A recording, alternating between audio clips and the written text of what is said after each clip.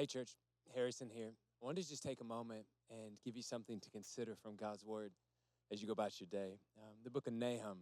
I know the really popular book of Nahum in the Old Testament, but in this very popular book, there's a verse that has shaped my life.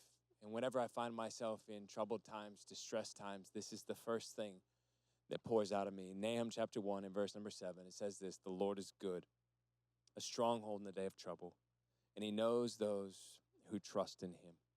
Just a couple of things for us to consider. Number one, the Lord is good. We serve a good God.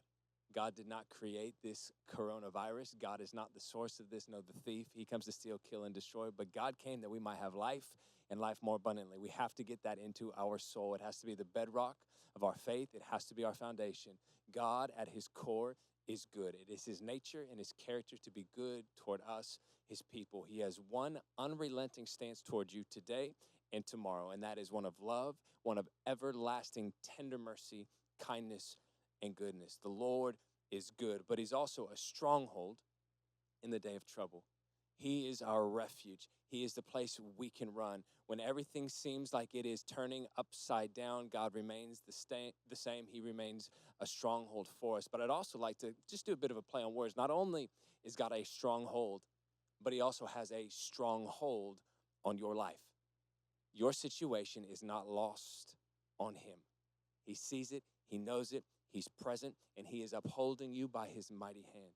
I think about this story when my oldest son, Asher, was young. One of the things that we loved to do together was paddleboard.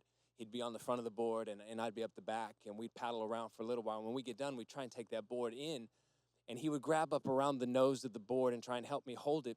And he'd grab around the nose of the board because his arms were so small. It was the only place that he could get his arm around.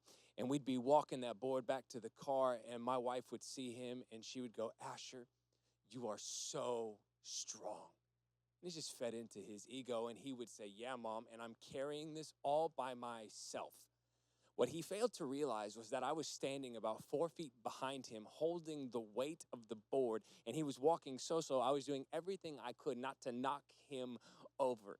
You know what? I think sometimes in life, when it comes to different situations, we act a lot like Asher. We feel like we're holding it all. We've got to control it all. We got to be in step, and we have to be the ones bearing the weight of the burden, bearing the weight of the situation.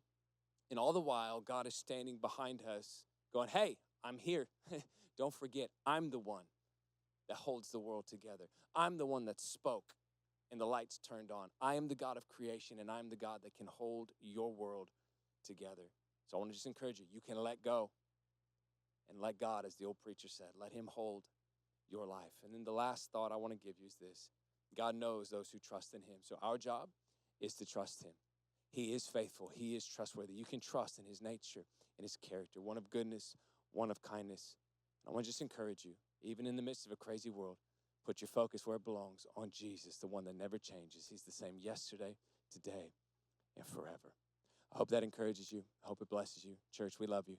Can't wait to see you. Talk to you soon.